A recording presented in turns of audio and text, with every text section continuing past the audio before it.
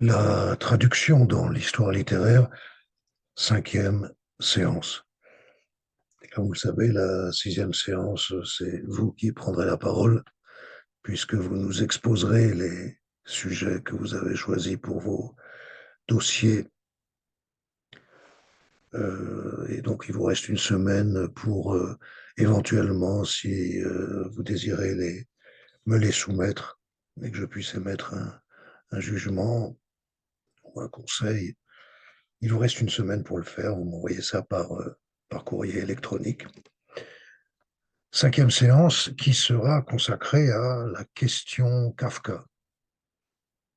Alors, vous reconnaissez dans cet énoncé la question Kafka, le modèle déjà emprunté la semaine dernière, la question Shakespeare, modèle qui nous était suggéré par Victor Hugo lui-même, qui parlait de la question Shakespeare comme on parle, nous disait-il, de la question Homère. Et il est effectif que pour nous, la traduction dans l'histoire littéraire est jalonnée de ces grands, grands dossiers de traduction. Quand je dis grands dossiers de traduction, il ne faut pas que vous soyez ces idées froides et que vous ne sentiez pas la force de les traiter. J'ai déjà commencé à répondre et à donner mon estimation par rapport à certains sujets qui m'ont été proposés et certains sujets sont très vastes, traduction des textes sacrés, de tel ou tel texte sacré, et je donne mon aval.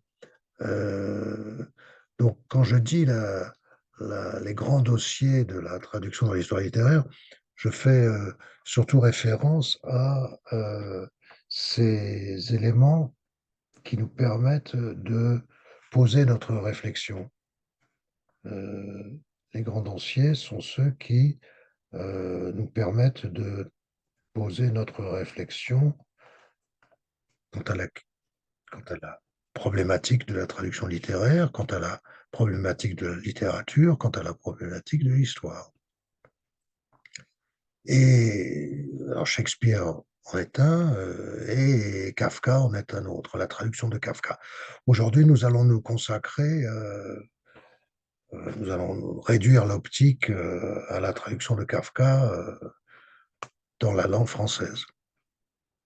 Mais il faudrait évidemment réfléchir sur la traduction de Kafka dans les langues européennes, dans les langues non européennes, etc., etc. Mais le cadre est,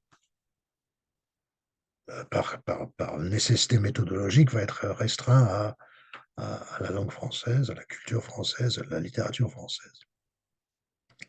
Bref, à la réception traductologique de Kafka dans la langue culture française.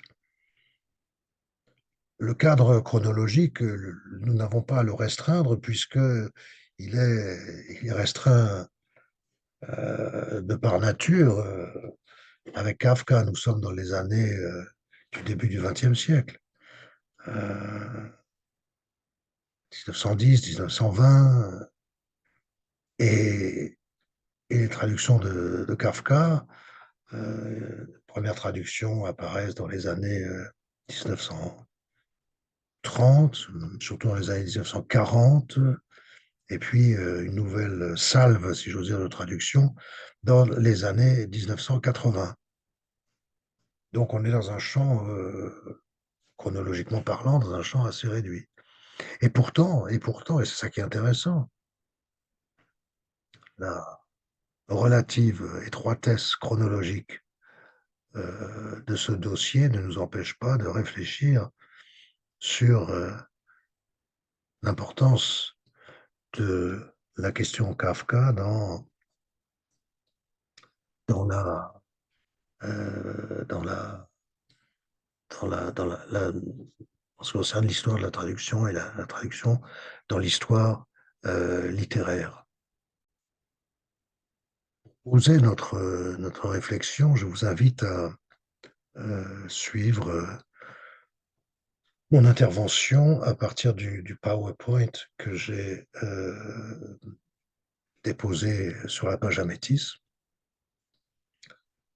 Donc, première diapositive, traduire Kafka. J'aurais pu effectivement sous-titrer la question Kafka. Deuxième diapositive, ce qui est en jeu. Et ce qui est en jeu n'est pas du tout, ne s'appuie pas sur des notions que je partage avec vous pour la première fois. Ce qui est en jeu, c'est du côté de la traduction, ce qui déborde la traduction, d'une certaine manière, je pourrais le énoncer de la manière suivante, on traduit toujours plus que ce que l'on traduit. Ce qui est en jeu dans la traduction linguistique, textuelle, déborde cette limitation-là. Dans la traduction, il y a toujours l'insertion nécessaire de cette traduction dans la translation. Je fais référence à ce que nous avons déjà rencontré avec Antoine Berman la semaine dernière. Il y a dans toute traduction textuelle des composantes qui échappent à la textualité. Et c'est ce qu'Antoine Berman appelle la translation. Traduire une œuvre, c'est traduire l'idée d'une œuvre dans une certaine culture. Traduire un auteur, c'est traduire l'idée de cet auteur dans une certaine culture. Si je m'attache à traduire Shakespeare aujourd'hui, Shakespeare, même celles et ceux qui n'ont jamais lu une pièce de Shakespeare ou assisté à une représentation de Shakespeare connaissent Shakespeare. La même chose pour Kafka. Kafka, c'est tout à fait flagrant puisque la langue française et d'autres langues sont enrichies de l'adjectif kafkaïen. C'est kafkaïen, dit-on quand on a affaire aux méandres de l'administration, par exemple, celle d'Aix-Marseille Université. Donc, je traduis Kafka, mais je traduis aussi pour un lectorat qui a déjà une pré-connaissance de Kafka sous la forme du kafkaïen. Il faudra réfléchir à cette, cette dimension-là. L'auteur, philosophe psychanalyste, excusez-moi, Félix Guattari a signé avec Gilles Deleuze, avec le philosophe Gilles Deleuze, un ouvrage sur Kafka. Et celles et ceux qui s'intéressent à Kafka doivent obligatoirement, dirais-je, connaître cet ouvrage qui s'appelle Kafka pour une littérature mineure. Et Guattari, Félix Guattari, G-U-A-2-T-A-R-I, Félix Guattari, on vient de publier un petit ouvrage qui s'appelle 65 rêves de Franz Kafka, paru aux éditions Ligne Poche, dans lequel Guattari écrit doit-on aujourd'hui chercher à éclairer le kafkaïsme à travers l'œuvre de Kafka, ou doit-on, à l'inverse, tenter de déchiffrer celle-ci à la lumière de celui-là? Alors, ce qu'il appelle le kafkaïsme, c'est ce à quoi je faisais allusion précédemment. Quand on dit d'une situation, j'arrive pas à m'en sortir, c'est une situation kafkaïenne. Peuvent dire d'ailleurs des locuteurs, des locutrices qui n'ont jamais lu une seule ligne de Kafka. Donc c'est ce que Guattari appelle le kafkaïsme. Et il met en rapport ce kafkaïsme avec l'œuvre. Je répète, doit-on aujourd'hui chercher à éclairer le kafkaïsme à travers l'œuvre de Kafka, c'est-à-dire lire Kafka pour voir si effectivement ce que donne à lire Kafka est cette atmosphère absolument irrespirable, labyrinthique, ou doit-on à l'inverse tenter de déchiffrer celle-ci, c'est-à-dire l'œuvre de Kafka, à la lumière de celui-là? Est-ce qu'effectivement nous devons prendre connaissance de ce que l'époque entend par kafkaïsme, y compris dans ses aspects les plus dramatiques, l'administration, la bureaucratie amenant au mal totalitaire, au camp de concentration? Est-ce que tout ça nous permet de relire Kafka et quelque part d'octroyer une certaine dimension, je dirais, prophétique à l'œuvre de Kafka. Le kafkaïsme à travers l'œuvre de Kafka ou l'œuvre de Kafka à travers le kafkaïsme. Mais ce qui est intéressant pour nous, c'est de comprendre que quand je traduis Kafka aujourd'hui, je traduis et Kafka et le kafkaïsme. Libre à moi de complètement éliminer le kafkaïsme et d'avoir une approche extrêmement littérale, ou au contraire d'intégrer le kafkaïsme et de donc chercher à souligner dans l'œuvre de Kafka ce qui appartiendrait à cet univers que l'on qualifie de kafkaïen. Et comparer donc dans une histoire des traductions de Kafka les différentes versions permet de voir que certaines époques ont privilégié une approche sur l'autre. Traduction, translatio, donc. Mais également littérature-culture. Puisque, à un niveau beaucoup plus global, ce que je dis ici du rapport entre la traduction et la translation existe entre la littérature et la culture. La littérature fait partie de la culture. Ce qui veut dire, que quand je traduis de la littérature, je traduis aussi de la culture, que je dois connaître la culture, le contexte culturel de l'œuvre et le contexte culturel de la création de l'œuvre, mais aussi que cette œuvre est reçue dans un contexte culturel que je dois aussi connaître. Donc nous sommes véritablement dans cette, aussi bien au niveau traduction, translation qu'au niveau littérature-culture, dans cette dialectique entre 2 niveaux de, réception. Berman précise: «La translation d'une œuvre étrangère dans une langue culture, cette translation n'advient pas qu'avec la traduction, elle advient aussi par la critique et de nombreuses formes de transformation textuelle ou même non textuelle qui ne sont pas traductives. L'ensemble constitue la translation d'une œuvre. Il y a les traductions, il y a ce qu'on dit de cette traduction, ce qu'on dit de l'auteur, il y a les films, il y a les pièces de théâtre, il y a et cetera, et cetera. Il y a une dialectique, dit-il, entre les translations non traductives et les traductions. On peut considérer qu'une œuvre n'est vraiment transplantée et implantée que lorsqu'elle est traduite, stricto sensu. Évidemment, si l'œuvre n'a pas été traduite, je ne la connais pas. Le lectorat, le nouveau lectorat ne la connaît pas du tout. Mais une traduction ne se déploie et n'agit vraiment dans cette langue culture que si elle est étayée et entourée par des travaux critiques et des translations non traductives. Et ça, c'est très important pour vous dans votre recherche, dans vos dossiers. Vous devez constamment avoir dans l'esprit cette nécessité de traiter votre sujet à la fois, dirais-je, sur le plan traductif et sur le plan translatif. Voir ce qui appartient à la traduction et ce qui appartient à la translation. Pourquoi? Parce que votre élément de travail, votre milieu de travail, c'est l'histoire. Et que l'histoire est une succession de contextes culturels différents. Alors bien sûr, donc ça c'était la diapositive numéro 3. Bien sûr, diapositive numéro 4, Kafka, c'est l'Amérique, le procès, le château, et je donne ici les couvertures des éditions originales, donc America, donc Amérique, d'ailleurs qui n'est pas vraiment le premier titre, mais qu'importe, Der Prozess et Das Schloss. Amérique, le procès, le château, les 3 grands romans inachevés, publiés de manière posthume par Kafka. Ce qu'il a publié de son vivant étaient des œuvres de dimension plus réduite. Parfois d'ailleurs des fragments de ce que seront les romans. Donc Kafka, voilà, Kafka c'est de la littérature. Mais Kafka, diapositive numéro 5, c'est aussi ce que vous voyez là. Un Kafka rentrant dans la mythologie. Kafka, c'est Prague.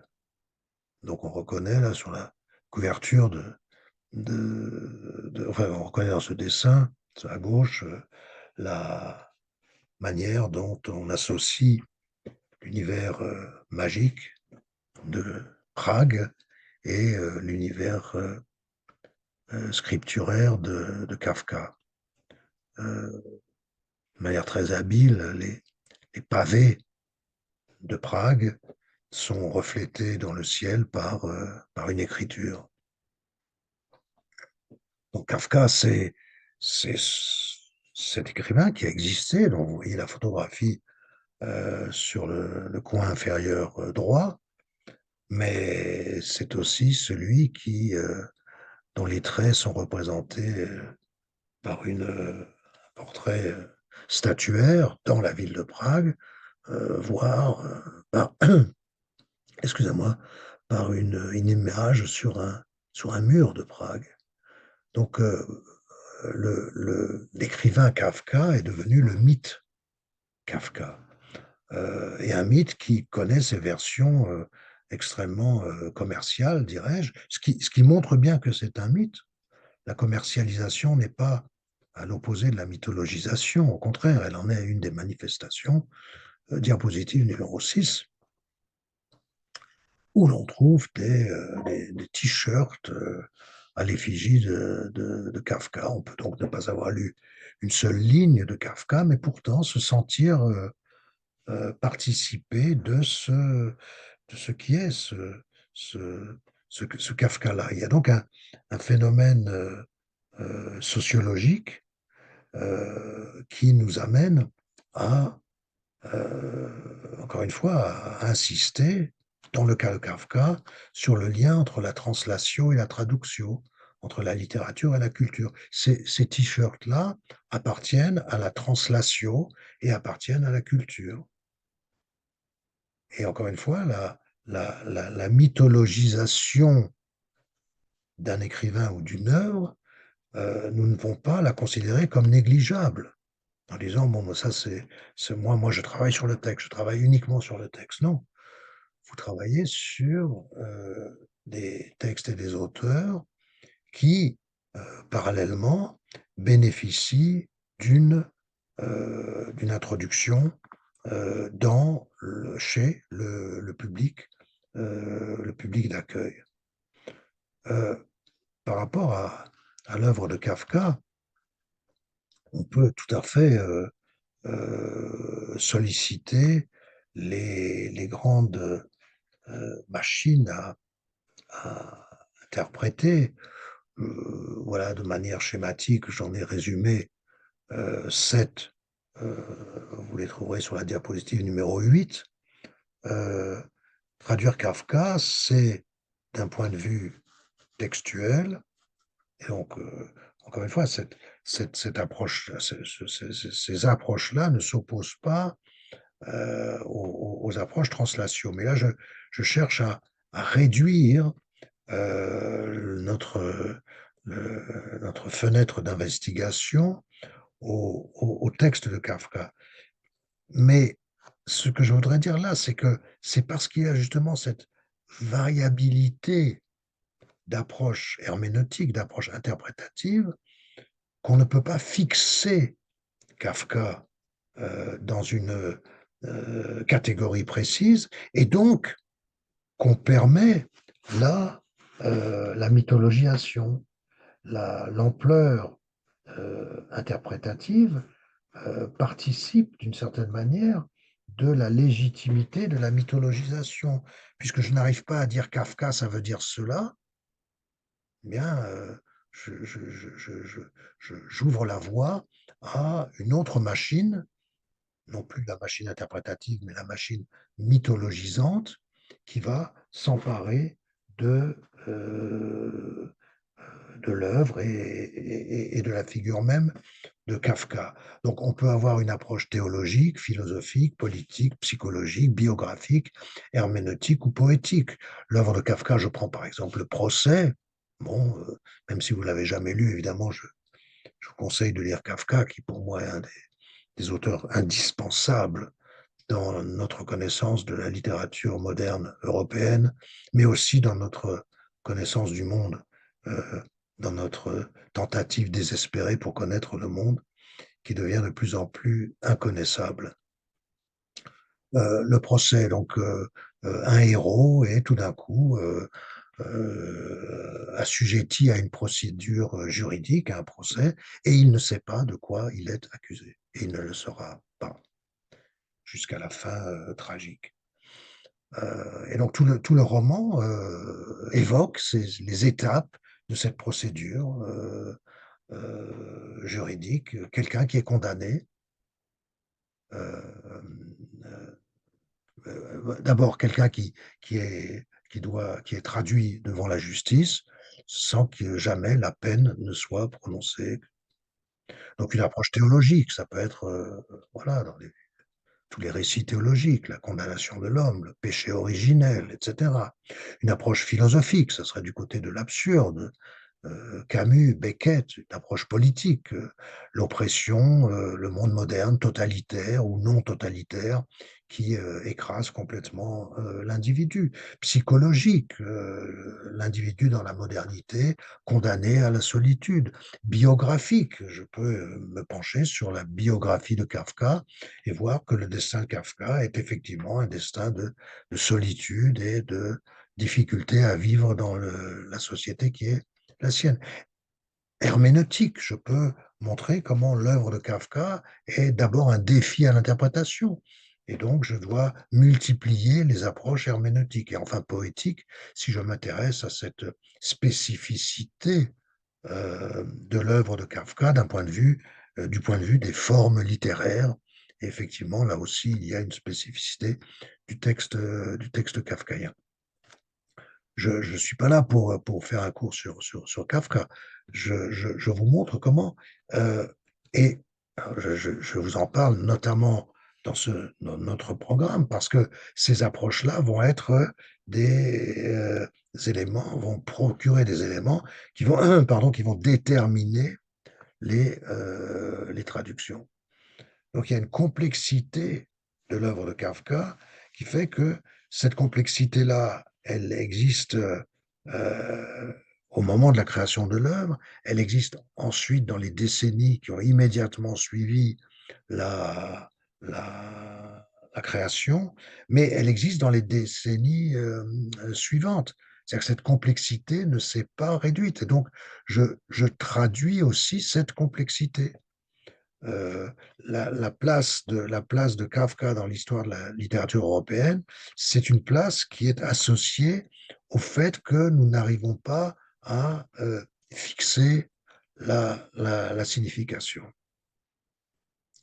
On le voit bien je fais un petit détour du côté de l'iconographie, on le voit bien dans les couvertures des livres. N'hésitez pas à utiliser dans votre travail ce qu'on appelle le paratexte. Le paratexte, c'est ce qui est tout autour du texte.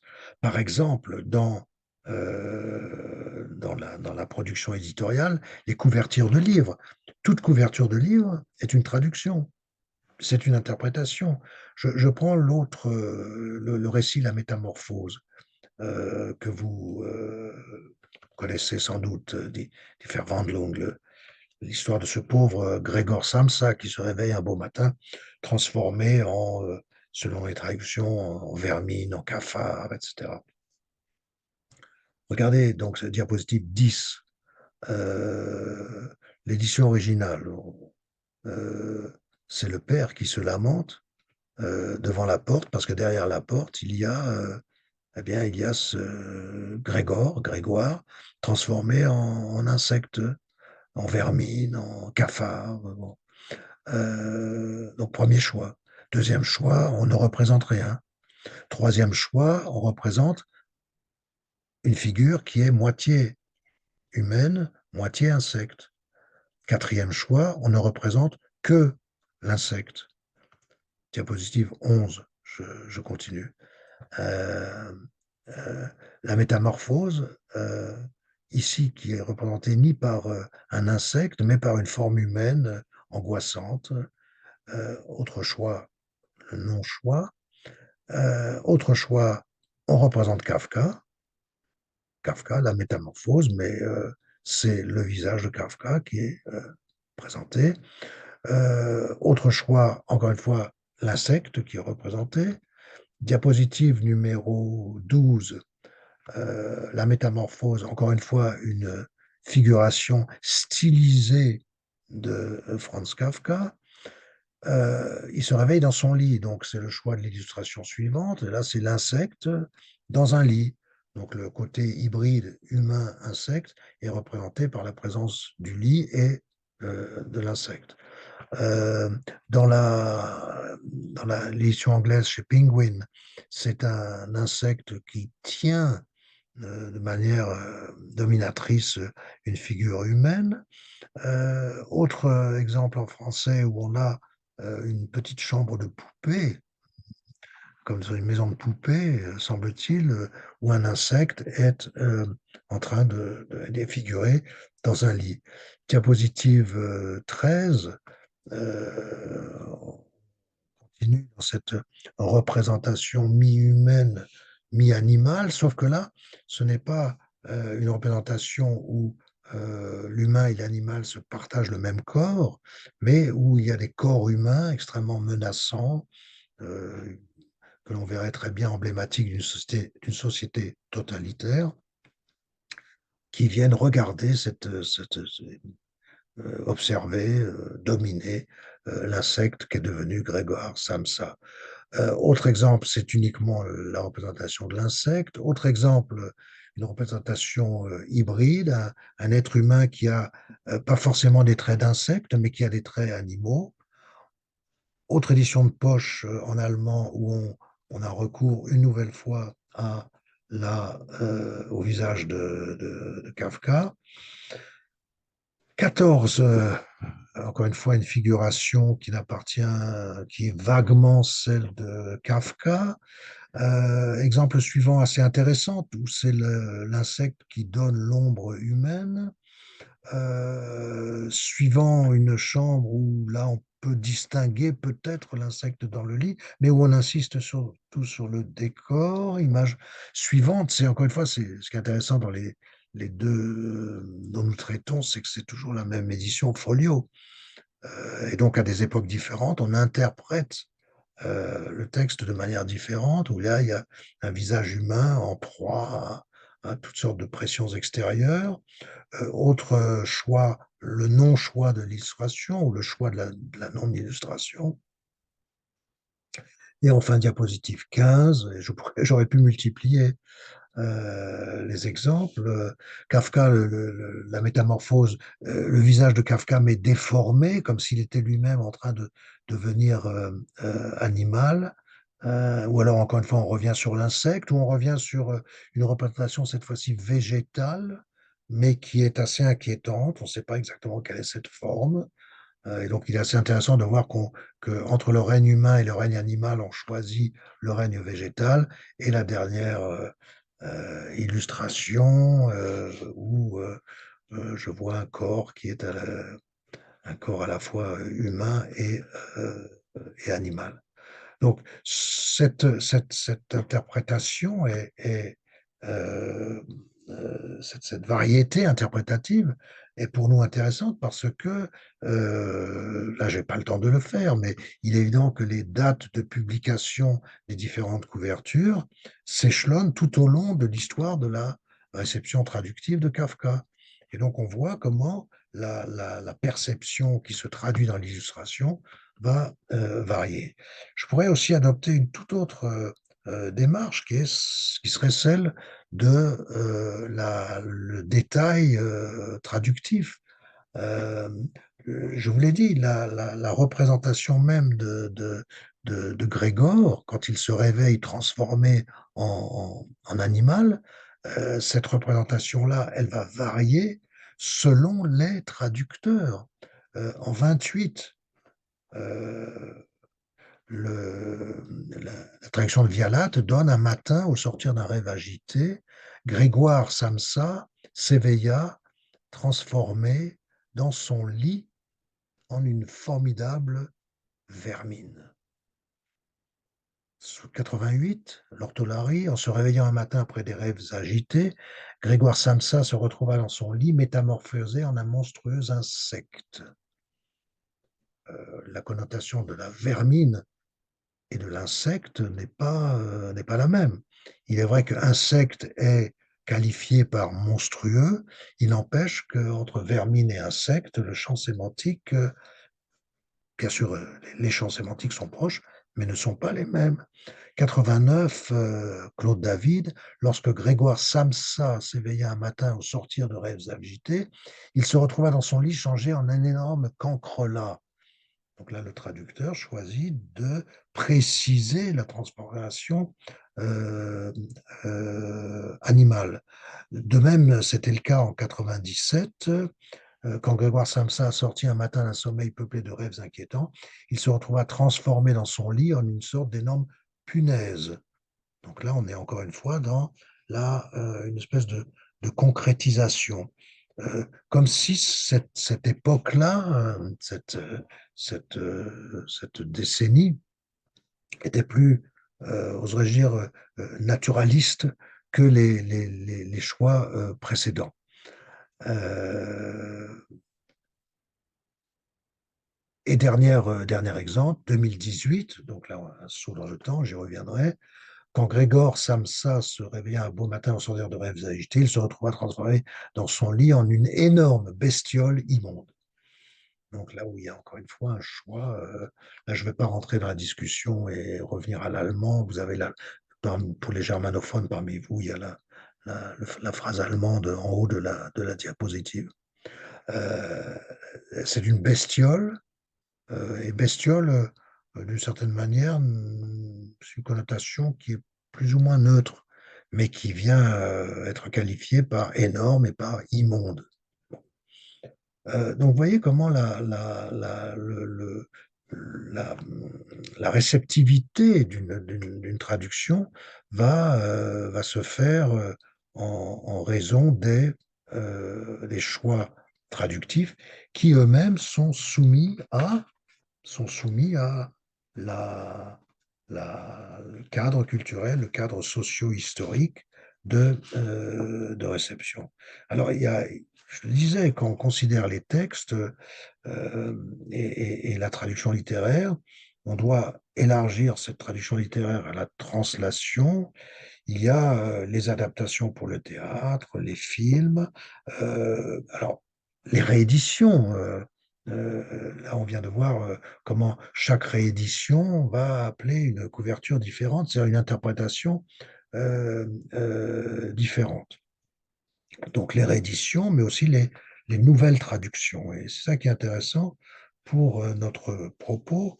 Alors on pourrait bien sûr faire toute une histoire, je n'ai pas le temps de faire des traductions de Kafka, mais en ce qui concerne la traduction française, on peut considérer deux grandes périodes, les années 40, 1940, puis les années 80. Et c'est intéressant de comparer, donc encore une fois, 40-80, une quarantaine d'années de différence, et pourtant il y a déjà le matériau d'une histoire de la traduction de Kafka. En 1945, et pourquoi est-ce on peut ainsi distinguer des périodes? C'est parce que le nombre des traductions est là pour en témoigner. Et donc vous devez aussi vous faire historien. Euh, ça va sans dire dans ce cours, la traduction dans l'histoire littéraire.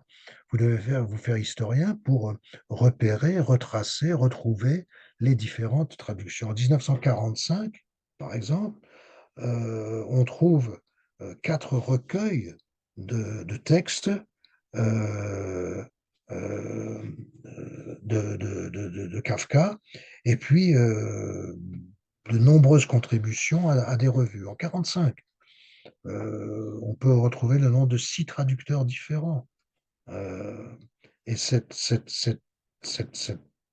chronologie-là est intéressante. Kafka, en 1945, c'est un Kafka qui, tout d'un coup, est, entre guillemets, populaire, parce que 1945, c'est le lendemain de la guerre. Est-ce que pour comprendre ce qui vient de se passer, on n'a pas besoin de Kafka? Et donc la réception de Kafka dans ces années-là est intéressante. C'est pas du tout la réception de Kafka dans les années 1930, ou dans les années 1930. La réception de Kafka d'abord était bien moindre, bien moindre.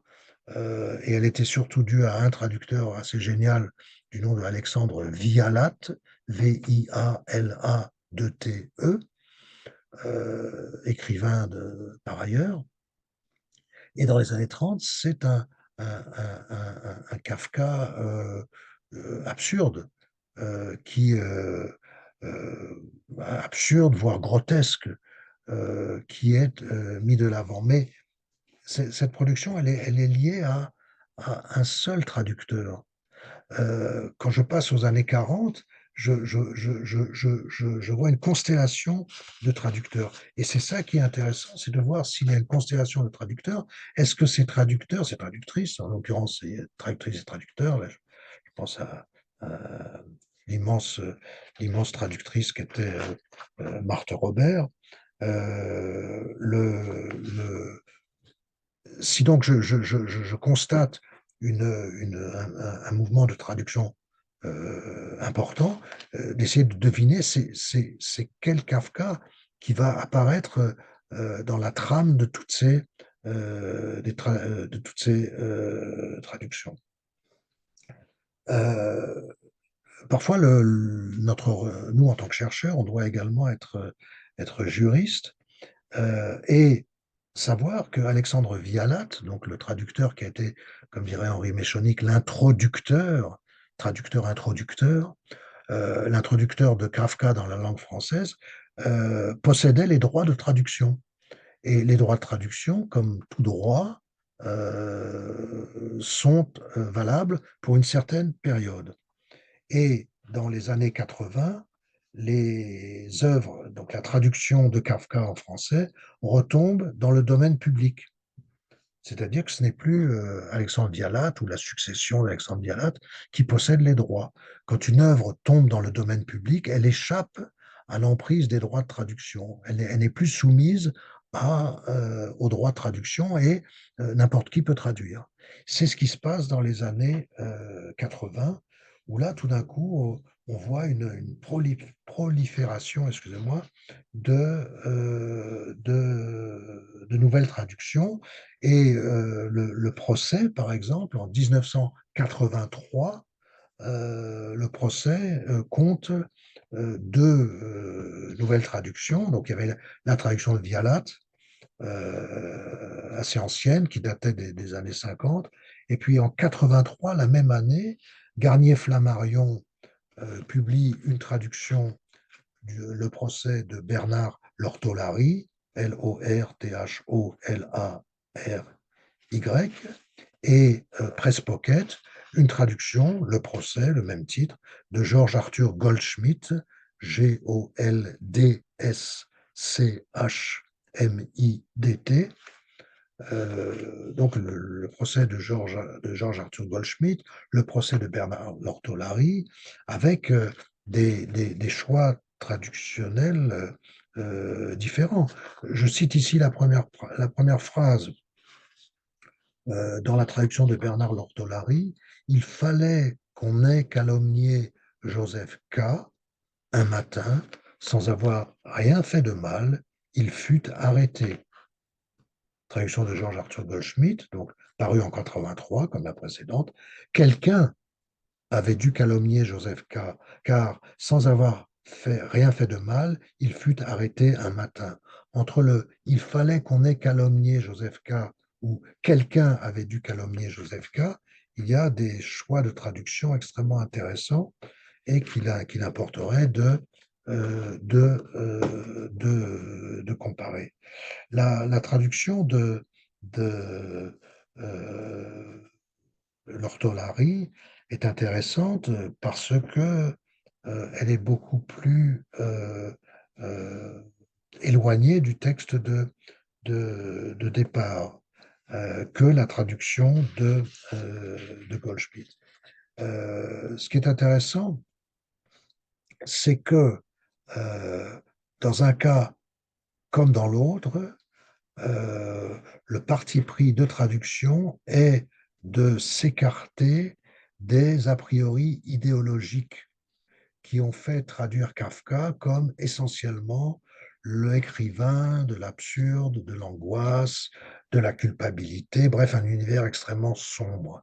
Dans un cas comme dans l'autre, on cherche à s'éloigner de cette noirceur attachée à Kafka, bref, le kafkaïsme dont parlait Guattari, ce qui est l'objet donc de la translation de Kafka.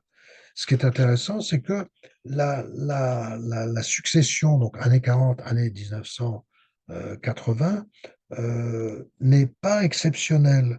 Euh, les, on considère en général que les traductions peuvent légitimement s'échelonner tous les 40, tous les 50 ans. Bref, deux traductions par siècle, parce que c'est à peu près la périodicité qui correspond au changement dans la langue et au changement dans les imaginaires. Et donc, on a les, euh, comment dirais-je, cette nécessaire périodicité. Euh, les, comment dirais-je, ce que je dis ici de Kafka est valable aussi pour de nouvelles traductions qui sont apparues récemment. Par exemple, 1984, le livre très célèbre de George Orwell, qui est paru en 2018 ou 2020, j'ai plus l'information, qu'importe. Euh, Ce qui est intéressant, c'est que cette nouvelle traduction apparaît après 1984, après l'année 1984. Il est intéressant de voir qu'est-ce qui apparaît dans la détermination qu'opère sur la traduction la perception de l'univers de George Orwell. Est-ce que 1984, l'année chronologique, l'année empirique, a donné raison à Orwell ou non? Par rapport à Kafka, il est évident que le premier euh, la première, comment dirais-je, introduction de Kafka, celle de Vialat, bon, elle a eu le mérite d'introduire Kafka. Ensuite, elle a dû euh, être modifiée, cette perception. Sauf que Vialat, possédant les droits, et ses héritiers, ensuite, on ne pouvait pas changer ces traductions. Il a fallu encore une fois attendre les années 80. Si bien que dans la première édition de la Pléiade des œuvres de Kafka, sous la direction de Claude David, qui a commencé à apparaître, qui est paru de 1976 à 1989. Ces traductions-là étaient celles de Vialat, mais avec des centaines de pages qui réécrivaient, qui proposaient d'autres traductions, mais en notes, parce que le droit ne permettait pas la publication de nouvelles traductions. Alors que à partir de 2018, Jean-Pierre Lefebvre, Lefebvre, Jean-Pierre Lefebvre, est le maître d'œuvre d'une nouvelle traduction de Kafka pour la Pléiade, où non seulement il est détaché de l'emprise des droits de traduction attachés à la première traduction, celle de Vialat, mais il travaille aussi à partir de l'avancée de la recherche. Les manuscrits originels de Kafka ont été retrouvés et on voit que les publications en allemand, les publications originales dues à Max Brod, comme vous le savez, euh, l'œuvre de Kafka est largement posthume et est due au travail éditorial de son ami Max Brod, B-R-O-D, qui était l'exécuteur testamentaire de Kafka, celui à qui Kafka avait demandé de brûler toutes ses œuvres, et celui qui ne l'a pas fait. Bon, on pourrait discuter du bien fondé de son geste. En tout cas, s'il l'avait fait, Kafka n'existerait pas pour nous aujourd'hui. Euh, les, les, les traductions. Donc, l'histoire de la traduction littéraire, c'est donc à la fois l'histoire de la perception de l'œuvre, c'est l'histoire donc, l'histoire juridique, l'histoire des droits, mais c'est aussi l'avancée scientifique quant à la nature même de l'œuvre.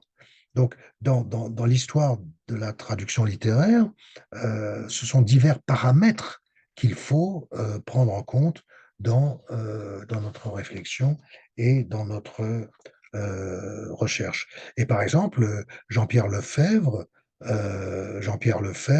va totalement revivifier l'œuvre de Kafka, essayant de retrouver ce qu'il désigne comme une certaine forme d'oralité, un texte beaucoup plus léger, beaucoup plus vivant. Et si l'on compare donc les traductions de Vialat, donc reprises dans la Pléiade sous la direction de Claude David et les traductions de Jean-Pierre Lefebvre dans la nouvelle édition de la Pléiade, les différences sont extrêmement conséquente, extrêmement conséquente. Euh, je citais les titres, les titres, la métamorphose, le procès n'ont pas subi de transformation, mais c'est parfois dans le titre que l'histoire de la traduction littéraire peut aussi être repérée. Tout à l'heure, je me suis livré à un exercice sur les couvertures des livres, mais c'est aussi un exercice qui pourrait être mené sur les titres. Par exemple, Virginia Woolf, l'immense romancière britannique Virginia Woolf, Woolf. Euh, un de ses livres majeurs est intitulé To the Lighthouse, en anglais. The Lighthouse, c'est le phare, mais To the Lighthouse. Euh, quatre traductions en français, quatre titres successifs: Promenade au phare, Voyage au phare, Vers le phare ou bien Au phare. Autre exemple célèbre, Guerre et paix de Tolstoï. Première traduction, le titre Guerre et paix. Deuxième traduction, La guerre et la paix. Traduction qui est d'ailleurs plus fidèle à l'original en russe. Mais vous voyez bien l'abîme sémantique qui existe entre guerre et paix et la guerre et la paix. On passe d'un degré de généralité à un degré de considération beaucoup plus historique, beaucoup plus en accord avec l'expérience même humaine de la guerre et de la paix. Voilà comment il est donc possible de euh, varier les, comment dirais-je, les perceptions et donc les éléments essentiels pour nous qui nous permettent de bâtir cette œuvre, bâtir donc notre compréhension de la traduction la traduction de telle œuvre ou tel auteur dans l'histoire littéraire. Je reviens sur le procès. La traduction du procès dans les années donc, 80, c'est aussi une traduction qui va rivaliser, si j'ose dire, et je vous demande de passer à la diapositive 17, avec la production cinématographique. Euh, il y a eu un film très très célèbre du Orson Welles, intitulé le procès, qui a véritablement donné à voir l'œuvre. Diapositive 18, on voit le personnage K devant une espèce de tribunal ou d'amphithéâtre. On le voit traverser un immense espace jalonné de petits bureaux et de personnages au travail derrière des machines à écrire. On le voit devant la cathédrale, c'est un des chapitres les plus importants du livre, le procès. Euh, on le voit dans la cathédrale par des effets visuels de chant contre chant devant le prêtre et cette, comment dirais-je, cette scène, c'est fondamental pour le livre. Donc c'est une prise de vue du bas vers le haut qui va donner encore une fois l'impression de l'écrasement du personnage. De la même manière, dans le décor, dans la scénographie, ce sont ces immenses portes que le personnage va devoir, devant lesquelles le personnage est euh, euh, devant lesquels le personnage est filmé. Donc, traduire Kafka, c'est aussi traduire Kafka, traduire le procès, par exemple, ce qu'ont fait Georges Arthur Goldschmidt et Bernard Lortolari, c'est traduire après le film de Orson Welles. Donc, qu'est-ce qu'on en fait? Est-ce que, encore une fois, le film d'Orson Welles, pour reprendre la catégorie de Guattari, le film de Orson Welles est totalement du côté du kafkaïsme. Le film d'Orson Welles est influencé par le kafkaïsme, cet univers d'écrasement, d'oppression, de domination. Et le défi, donc le défi du euh, de- le défi des traducteurs est de négocier la part que doit prendre le kafkaïsme tel qu'il a été médiatisé, popularisé à une très large échelle. Le film de Orson Welles a été un immense succès. Comment négocier l'influence de ce film sur la perception collective de Kafka? Alors, il y a donc le fait que dans une traduction peut dater, les traductions vieillissent, euh, les traductions de Vialat d'avant-guerre, euh, des années 30, méritent d'être non pas corrigées, mais méritent d'être accompagnées d'autres propositions. Euh, le, le dialogue, notamment, le dialogue chez Vialat est extrêmement classique, très écrit, très littéraire, alors que, comme le remarque Jean-Pierre Lefebvre, la traduction de Kafka doit prendre en considération une oralité évidente quand on le sait que Kafka adorait dans les cafés de Prague lire à haute voix ses textes. Là, il ne s'agit pas du procès, mais parfois, encore une fois, de textes qui peuvent être des fragments de romans. Et il est rapporté que l'auditoire s'esclaffait, que l'auditoire riait à la lecture des textes de Kafka. Euh, Ce qui donc va dans le sens d'une oralité à retrouver dans les textes de Kafka. Il y a un humour, il y a un humour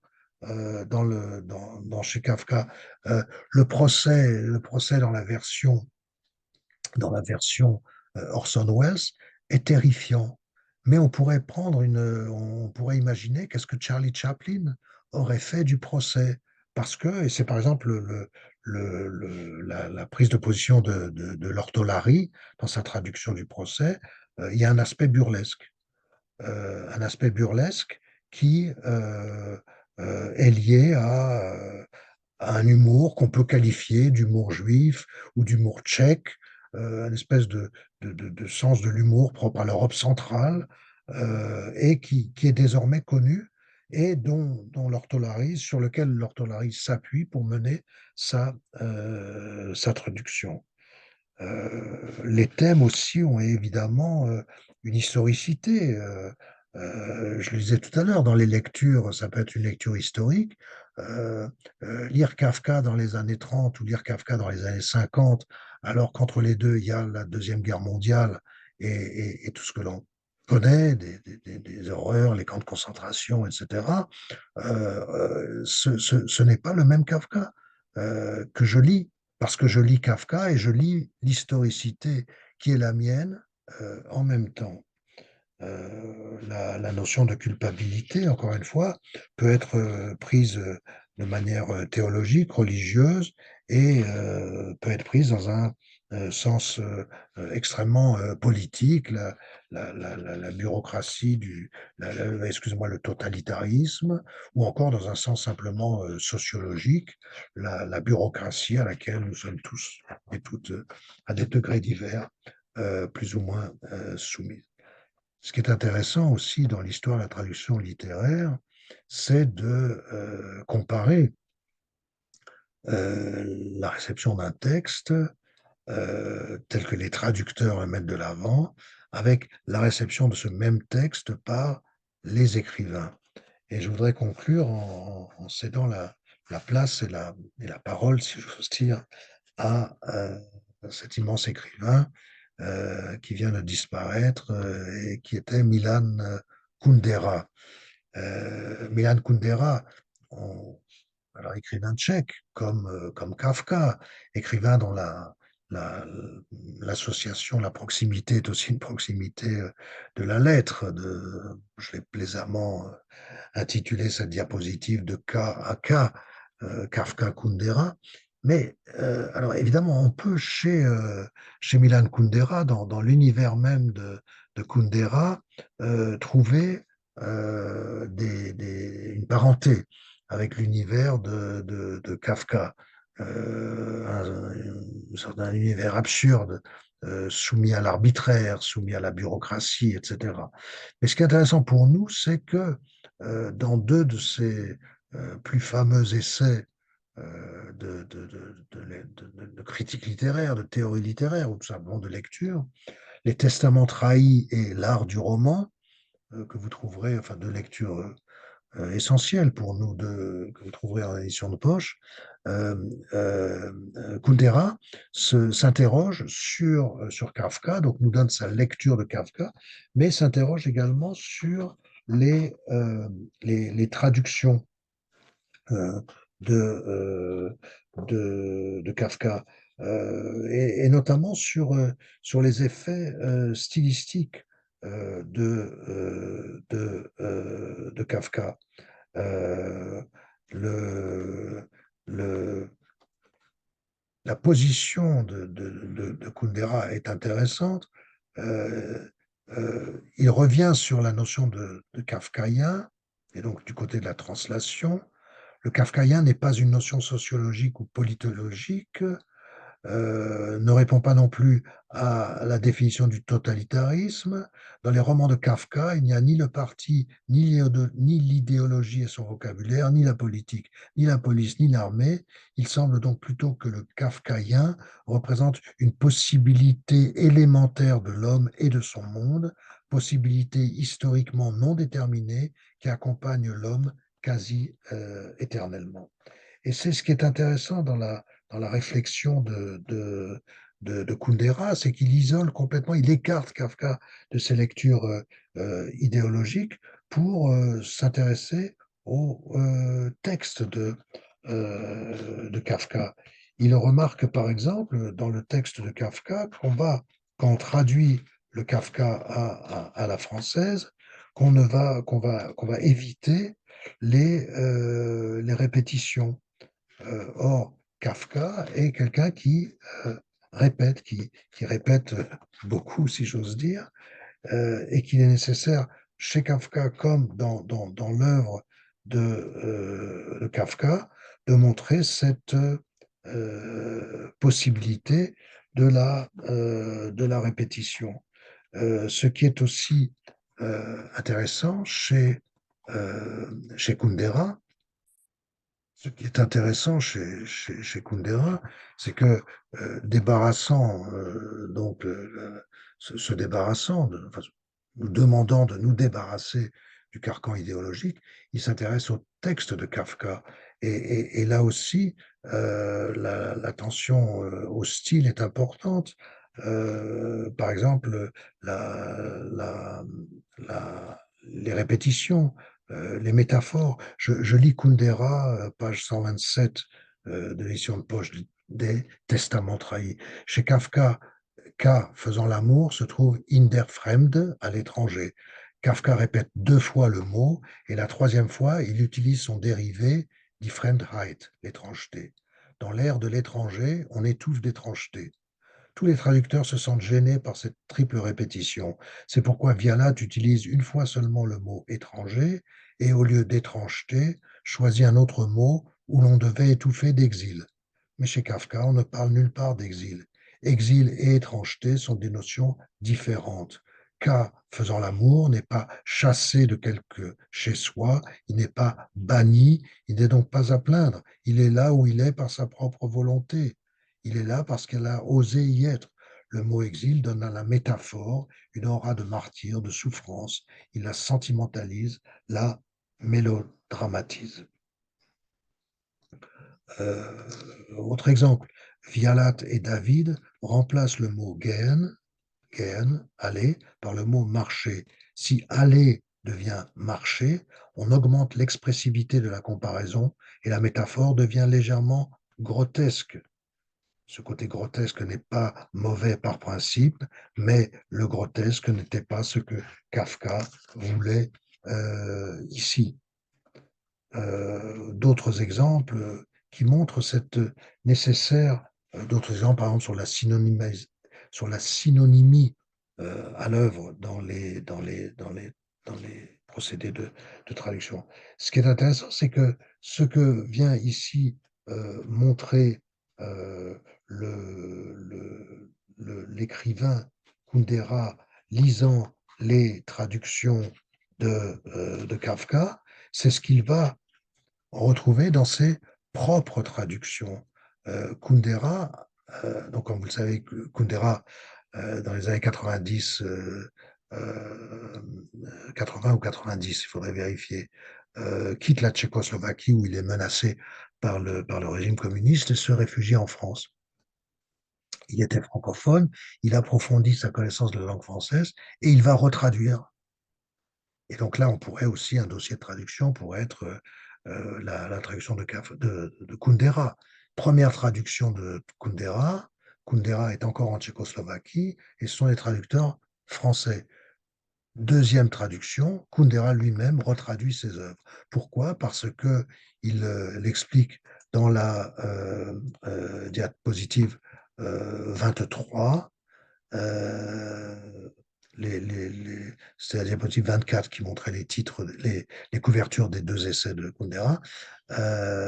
Dans les éditions, donc quand il reprend donc, dans la deuxième vague de traduction qui lui est due, il écrit dans la présentation, par exemple, le texte figure dans tous les textes retraduits, mais là, on le trouve dans l'immortalité, entre 1985 et 1987, les traductions des ouvrages mentionnés ci-dessus ont été entièrement revues par l'auteur, et dès lors ont la même valeur d'authenticité que le texte tchèque.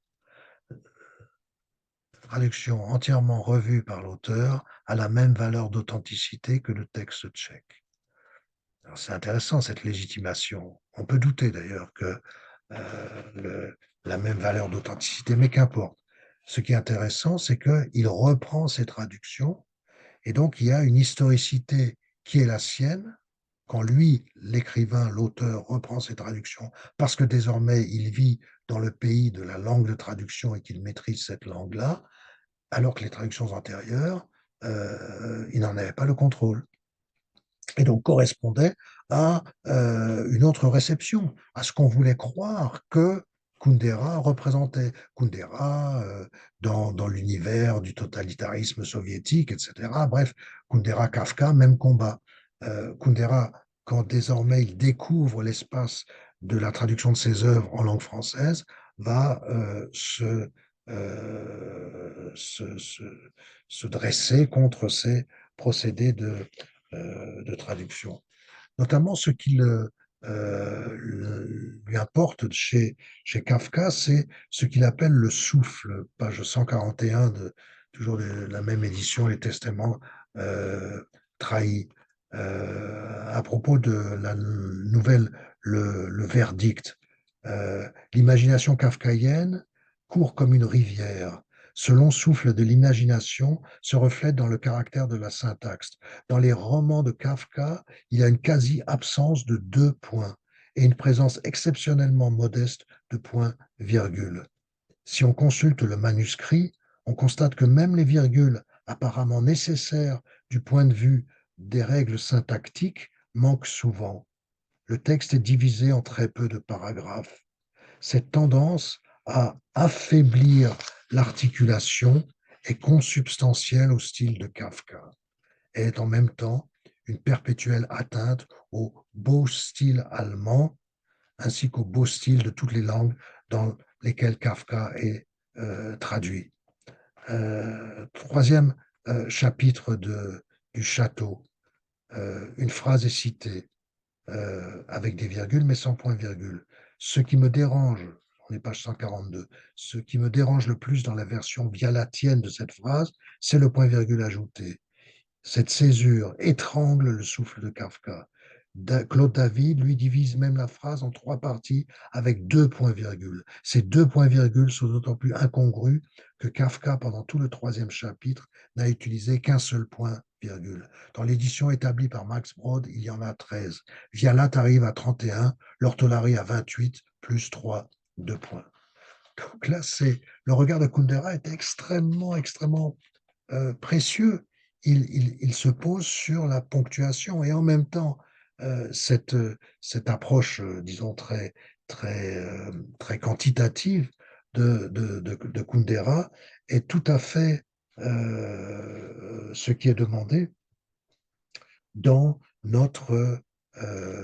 dans notre réflexion sur la, euh, la, la réception et la traduction de Kafka.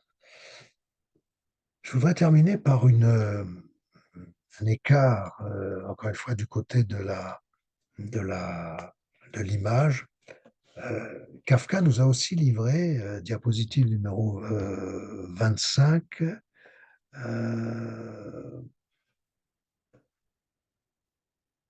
donc la partie droite, nous a livré un certain nombre de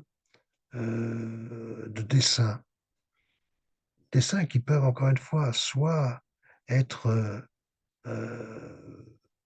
rabattus du côté du kafkaïsme, c'est-à-dire voir ces dessins-là comme la manifestation de euh, euh, figures en proie à l'oppression, à la domination, au totalitarisme, soit et c'est pour ça que je vous mets sur la partie gauche de la diapositive, sans doute ce qui est le roman le plus célèbre de Milan Kundera, ne serait-ce que parce qu'il a bénéficié d'une adaptation cinématographique qui était un grand succès, L'insoutenable légèreté de l'être.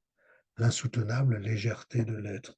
Je pense que Kundera, dans ce qu'il nous propose, vient éclairer la part de ce qui appartient à l'œuvre de Kafka et de ce qui appartient au kafkaïsme. Le kafkaïsme, c'est du côté de l'insoutenable. La légèreté, c'est du côté de l'œuvre de Kafka. L'œuvre de Kafka est à considérer à la fois dans son autonomie, mais aussi dans son inscription. Et l'inscription d'une œuvre dans l'histoire, c'est ce qui va provoquer l'histoire des réceptions de cette œuvre. Euh, je prends le petit personnage tout en bas de, de, de, de la diapositive 25. Mais dans la diapositive 26, je décide de la juxtaposer à une autre représentation totalement différente. Euh, Figuration religieuse, cette fois-ci, due au Gréco. Et soudain, la, l'image même de Kafka va, par la juxtaposition avec l'image du Gréco, en recevoir une charge émotive qui va déclencher un processus d'interprétation totalement différent, alors que si vous oubliez cet exercice et si vous considérez la figure dessinée par Kafka, ce peut être une figure totalement clownesque, burlesque, etc., etc. la notion de souffle euh, que mettait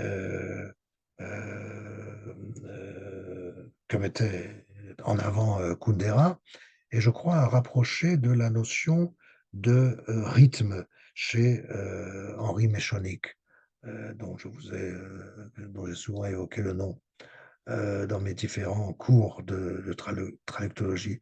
La notion de rythme est essentielle dans la pensée traductologique d'Henri Méchonic. Il a consacré plusieurs ouvrages à cette notion de rythme et il en donne la définition suivante: le sens étant l'activité du sujet de l'énonciation, le rythme est l'organisation du sujet comme discours dans et par son discours. Le sujet, celui qui écrit, celui que nous traduisons, ce sujet-là va organiser dans son discours la manière dont le sens va être produit. C'est ce qu'il appelle le rythme. Et ce rythme-là, c'est ce que nous devons traduire. Kafka, plus qu'un autre, je crois, nous met au défi de traduire ce rythme. Mais ce rythme-là, encore une fois, n'est pas à confondre avec une quelconque pulsation qui appartiendrait à la subjectivité, à la biographie de l'agent traducteur.